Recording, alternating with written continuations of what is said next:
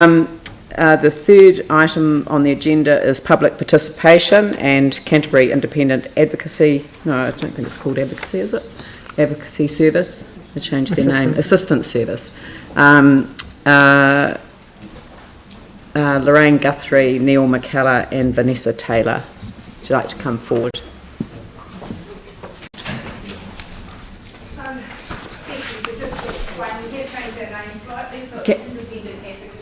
Can you...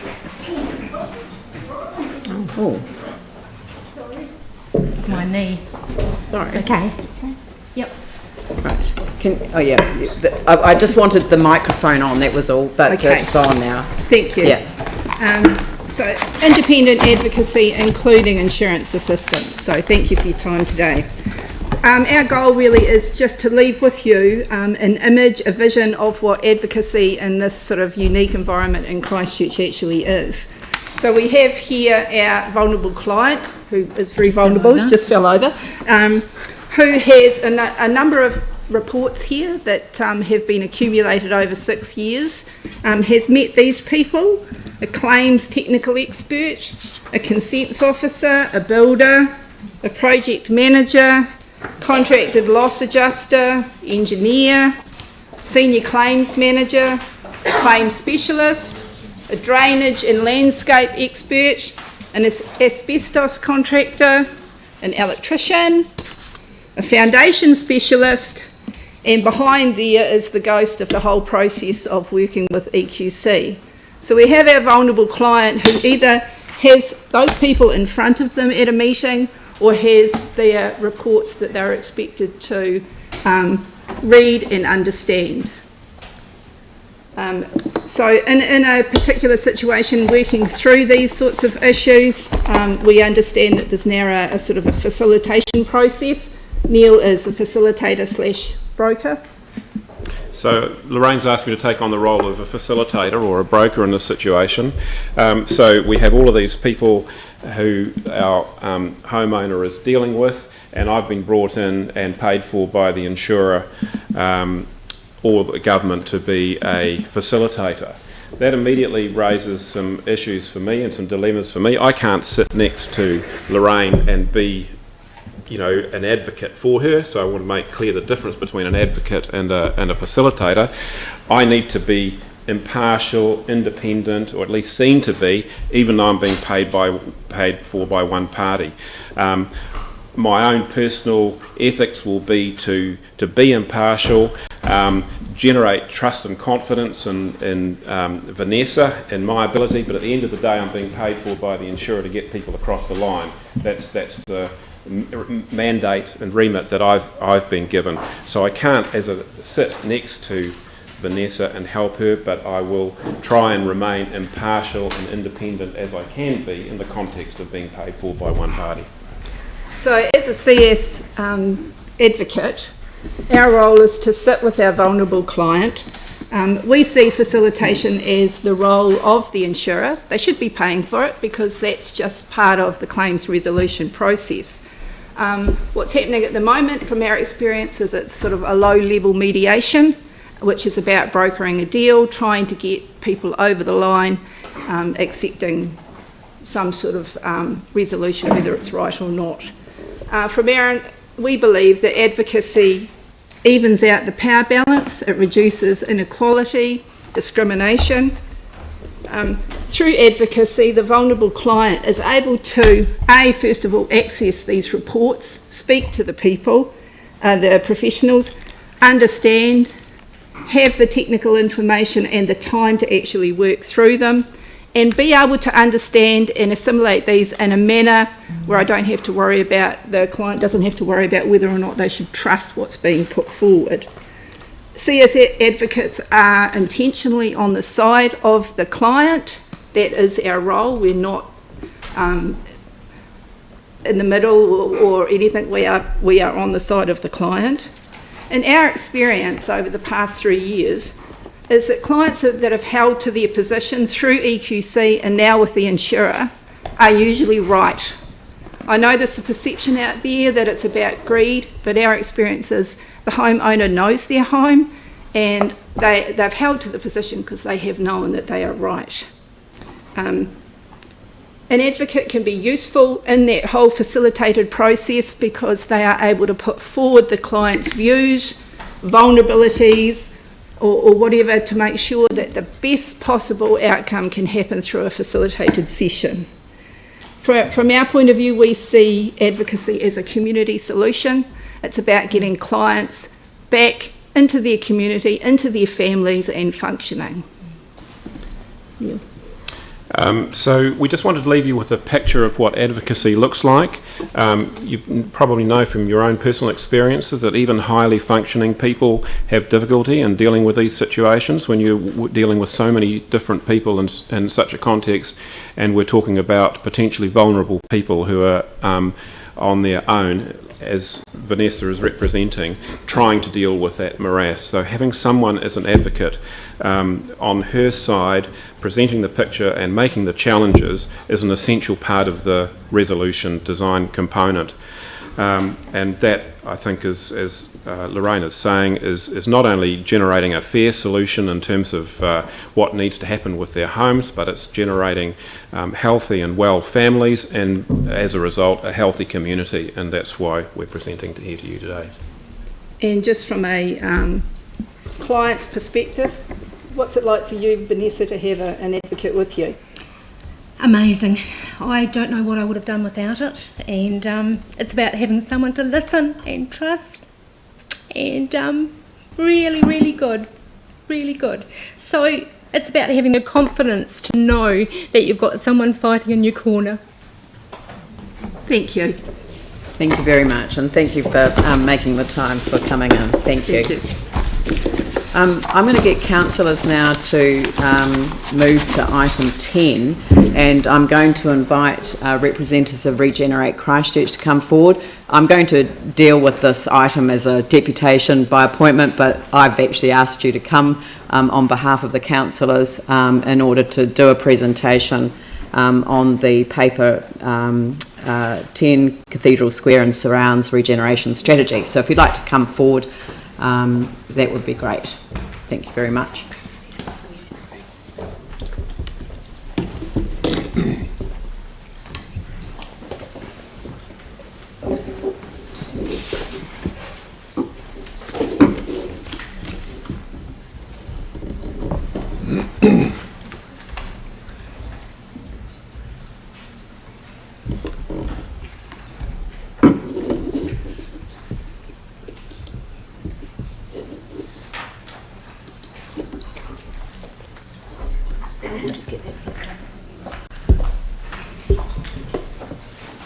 Right, over to you.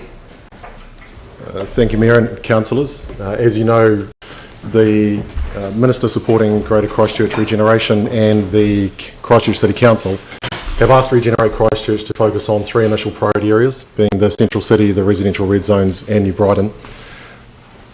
We'd like to focus the conversation today on the work that we're doing in the Central City and formally seek representation from the Council to be part of the steering group that we're establishing. So I'd like to hand over to Jim Lundy, who's the General Manager, Strategy and Regeneration Planning, who's going to take you through the approach, and we're here to answer any questions that you may have. Kia ora. You might be asking, one of the questions is, why did we choose this area as a priority area? And why on the slide have I called what everybody calls Cathedral Square and Surrounds the Merchant City? It's just a working title.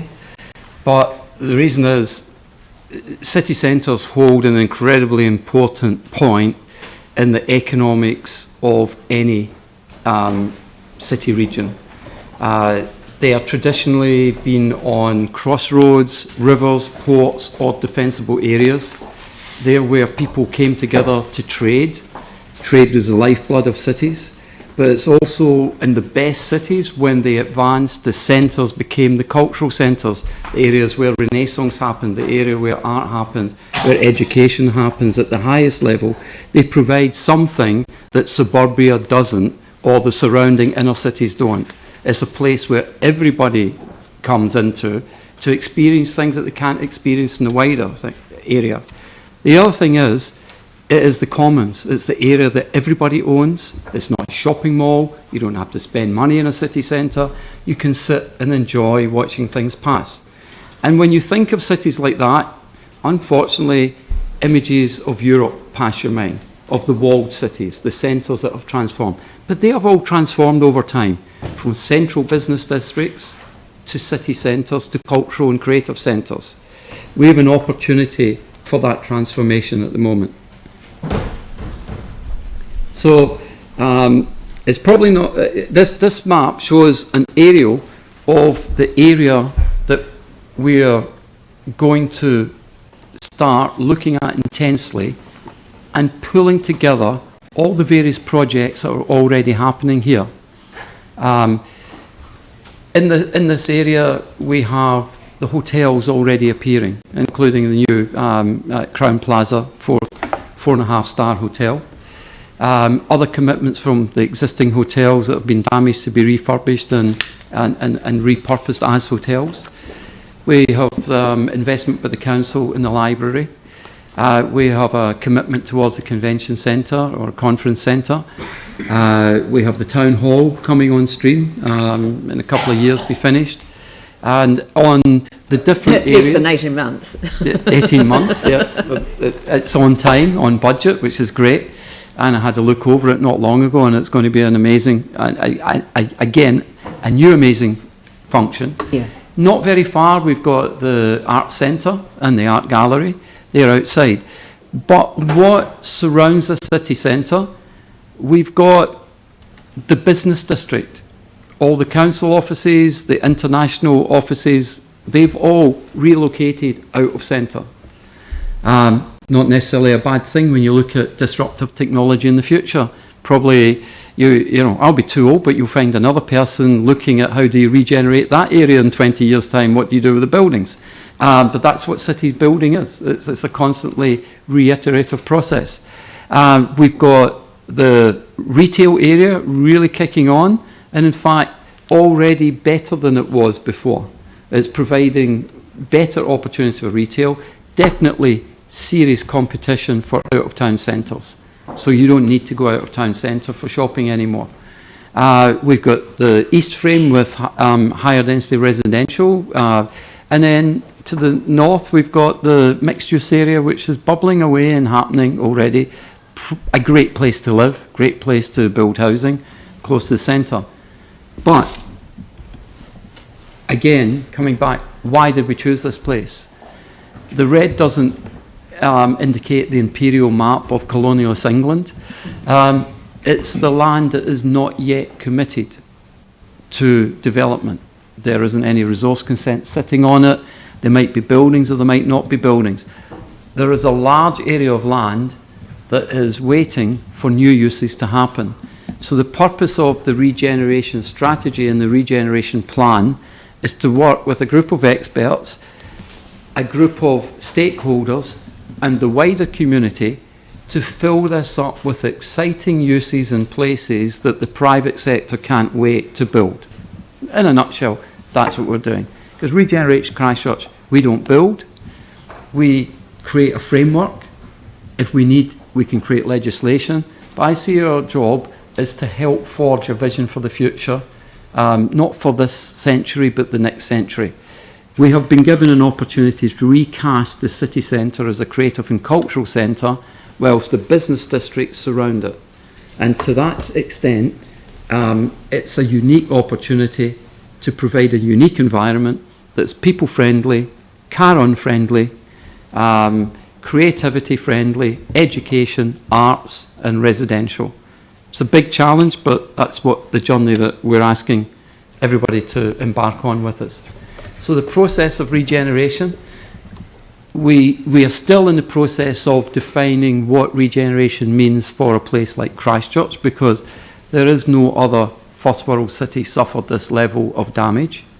So, but in the research that I've done, the one that stood out, and it encapsulates all the other ones, urban regeneration intends to change the nature of place by involving residents and stakeholders, embracing multiple objectives and activities with partnerships, working with different stakeholders.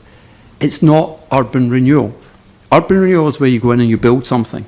Urban regeneration is when you create a climate where everybody can go in and do what they do within that climate and within a framework in a coordinated fashion, in a celebratory fashion. So we are about facilitating and empowering action by many, not us controlling it. We're not just focused on physical forum. It has to include cultural, social, economic and community actions. My experience in previous projects, when there's been studies done later on my projects, the projects that have been the most successful have been the cultural and community projects. I'm old enough that most of the physical projects have actually been redone again in time in my most successful projects. But the ones that linger are the cultural and creative projects, even things like festivals. They go on for 30, 40 years, long beyond the life of a particular use in a building. And we have to ensure long-term self-sufficiency for the whole of Christchurch, economically, socially, environmentally. We can't have anything that's going to be a long-term cost on the community. It has to be a long-term gain, not short-term, but a long-term gain for the community. So the strategy provides clear, well-supported vision for the area. That's why we've asked for a stakeholders group. It's a touchstone of community and stakeholder attitudes. They're not a decision-making body, but they're a recommendation-making body. But as we know, if you get the right people together, they have a network and a tree that flows out from them. And that's what we expect for them, is to reach into their networks. We have to answer the question of how will we live, work and play in this area in the future, because many of the uses that traditionally would go into a central city aren't actually available to us. So this is really an interesting and exciting opportunity to discover the next century city centre. And I'm calling it a city centre around a CBD quite specifically because our CBD has shifted. The earthquake moved it. It's quite funny. The tectonic shift of the CBD. That's a good thing because CBDs are struggling in America to gain the foothold that they had before. We have to identify any planning changes and other statutory policies and tools, including the Regeneration Plan, which will enable the vision to be implemented. So we're not shirking away from legislation, but only if it's needed. If there's already an existing legislation, why not use it? We'll recommend immediate initiatives to bring more people into the city, and we're already working on that. So this project has already started. It started long before. It started before Regeneration Christchurch was there. And we have to reinforce a positive international image for the future city. We don't want to be the second city in New Zealand. We want to be the first city in the world. You know, the city that welcomes new technology, welcomes the dawn, and welcomes new ways of living. So the steering group is there to guide the development of the strategy, make sure that the team, the technical team, have got a touchstone and, I guess, an ideas trust who will shape and form the vision. That doesn't mean to say we won't be going outside that group to seek wider involvement. And as we said, also, we're happy to engage with other groups and appear and discuss in workshops with them and absorb that information. So it's not a closed door. So the big questions we will be looking at and are looking at now, and we've got some really exciting things might be happening, like Cambridge University join us on studies to look at this very issue on a long-term basis. What kind of centre do we want? Well, Share an Idea talked about a fine grain. They didn't use these words, but that's an urban design jargon. But an intricate city centre full of lanes and places that people can enjoy, full of business and new businesses. An active square, a place that people can go 24 hours a day and there's something happening there and it's overlooked and safe. So we're picking up on that. One of it's quite interesting, for all the wonderful squares in the world, and some people know I worked a long time in Melbourne. One of it's just been voted the best square in the world, which is Federation Square. Well, I was there when Federation Square was conceived, and I didn't like the architecture. So I was a naysayer on that. I liked the use. But in fact, it set it apart. It said, Melbourne isn't as boring as you thought it was. We've changed. And in that sense, it was good. But the other things that brought it, none of the spaces are too big, but there's multiple squares within one square. And it created a centre for all the cultural things that happen in Melbourne, all the theatre groups and all the music and all the interests to come and perform in their art centres. And so there is a revisioning of that part. And yes, it has a cathedral that sits there, very proud and architecturally beautiful, but it doesn't dictate the uses of it. It's just part of it. It's part of that huge circus of life that happens in the area. And greenery just doesn't mean greenery on the ground. We can have greenery above the ground. We have green buildings. We can have canopies of vegetation, a softness, an intricacy, a vibrancy that we can have. And the bottom slide is Adelaide, the white dinner. We could have run that in 2 or 3 weeks if we wanted in the square. Why not? So what we're talking about is a process, not just a plan. If it's an incredibly successful process, we might never need a plan. That would be the most successful outcome, which is strange coming from a designer. But the most successful process is one that at the end everybody owns and is doing intuitively. Because most of the great cities were built without plans. They were built because a group of people got together with a vision of how it would be created. And then they created the rules around that made the vision happen. Where instead, what we traditionally do is create the rules and expect the rules to create the vision. And it doesn't really work. So that's all I've got to say about that. And I wish you well in your town building exercise. Very good. Does anyone have any questions that they'd like to put, Jimmy? One question, okay. Thank you, your presentation. Because you particularly emphasize regarding to this one, the social, culture, and the economic well-being. But I review your steering group, I didn't see any person on behalf of the multicultural community. I'm not sure, because the CBD also one of the key district to attract, lots of people from the international, from nationwide, from regional, also from the local. I'm not sure whether have any group, any person represented with the multicultural group. Have anyone? It could be an oversight. I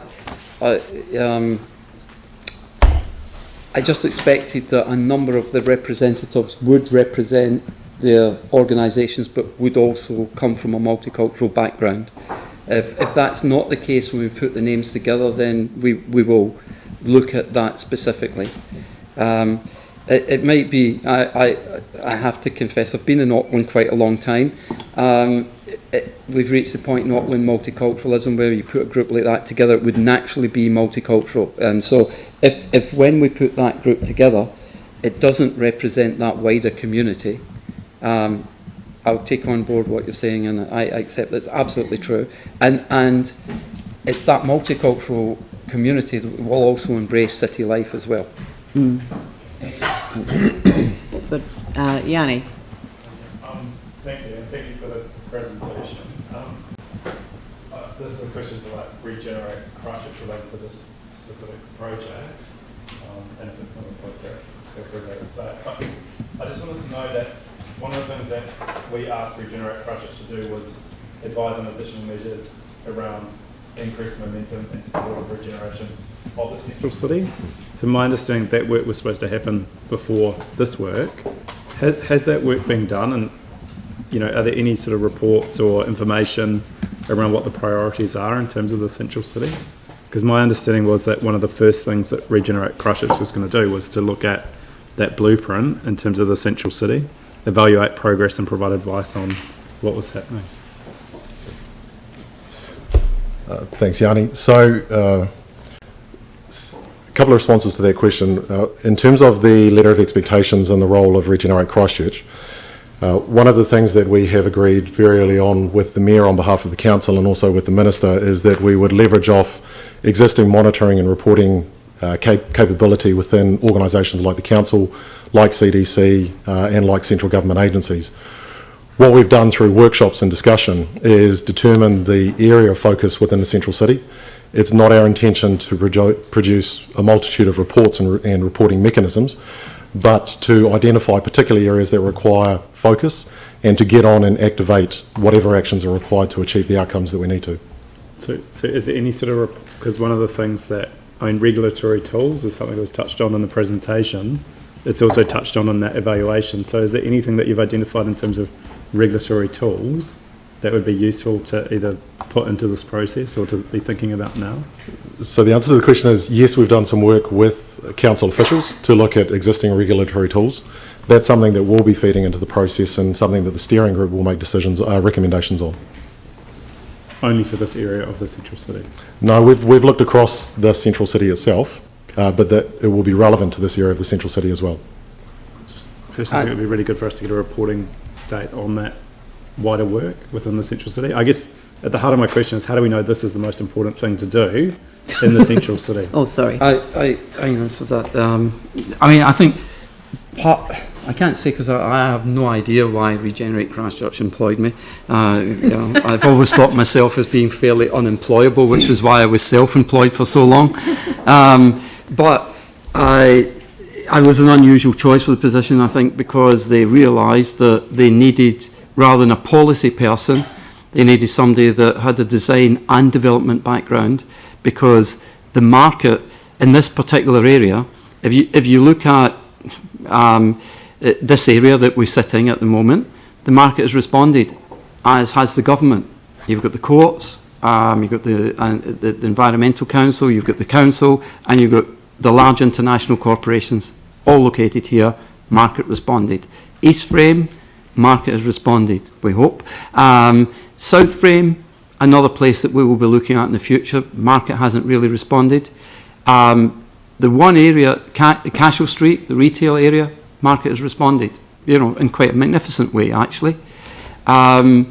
If you look at that map, I think I've been brought in because I will make very quick assessments of things, because I've got a lot of experience, but there's been a lot of work done. And that map that you see, when you look at this area, the market hasn't responded in this core area. That's right. So that's why we've chosen it. So it's as obvious, and I won't say what it's as obvious as, because it will be reported in the press and I'm on my best behaviour, but it's pretty obvious that the market hasn't responded here. I don't know why. That's what we're trying to find out. And if it's legislation, we'll fix it. If it's encouragement, we'll fix it. If it's investment, we'll look for it. If it's fresh blood, we'll look for that. If it's fresh ideas, which I think is what it is, we'll look for that. Absolutely. So we're responding here, but yes, we've also have a duty by June to choose another area and we are starting a mechanism to look at, with the council, how do we identify a range of places that will need special regeneration. And we've already identified some, but by June we have to come up with another area and a 5-year plan. So there is that piece of what will be going on, but this area is crucial and the time is now. And so we're not messing around. We're not going to sit and write a report, and I don't make any apologies for it. The report will be written as we do it and recorded as we do it, and the success will be the report.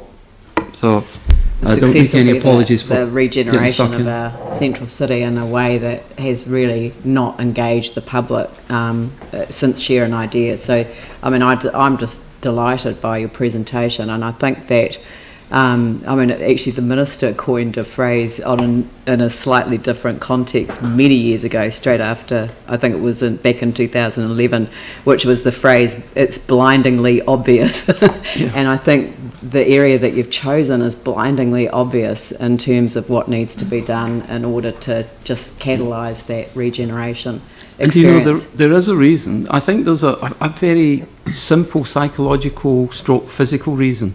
That area was shut out. It's the area that was the last area for the public to be let in. It's basically a walled city. And that's why I kind of see it like a medieval walled city. And the people were locked out for a long time. It faded into the back of their mind. But it's not, our job is to bring it to the forefront, because I remember how difficult it was doing anything in that area before without everybody wanting to know what was happening. But there's been bigger issues, as we just heard with the presentation before. But we now have to move forward and grasp the future. Yeah. Thank you. That's excellent. Thank you very much. All right, well, thank you for your presentation, and we'll move on to item 10. And do we have staff that are coming to the table for this, or? Yeah, we do.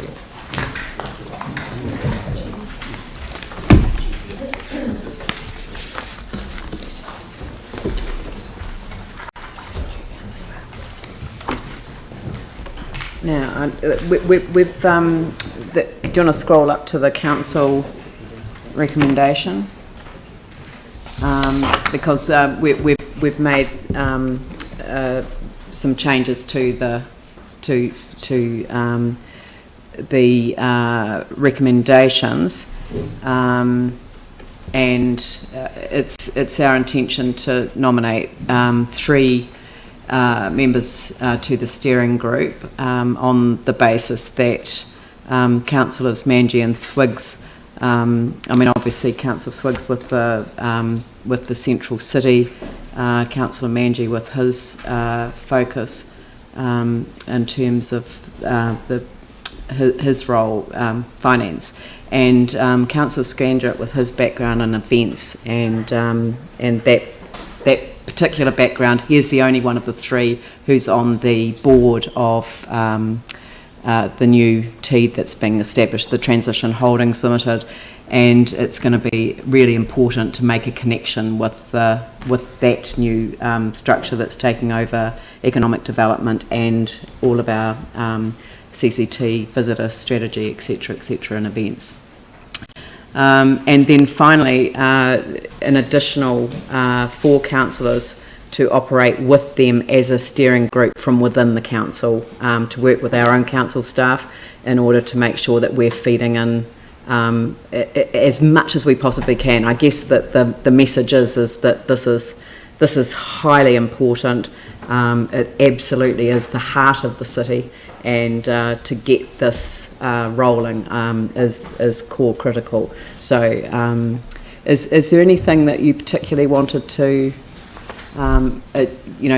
highlight, or should I just ask councillors for questions? And maybe given time, just questions. Okay. Does anyone have any questions for staff? Yanni? I just want to understand what the reporting process is from Regenerate Christchurch back to us as council, because I'm still really unclear. And it's similar to the question I raised with Regenerate Christchurch.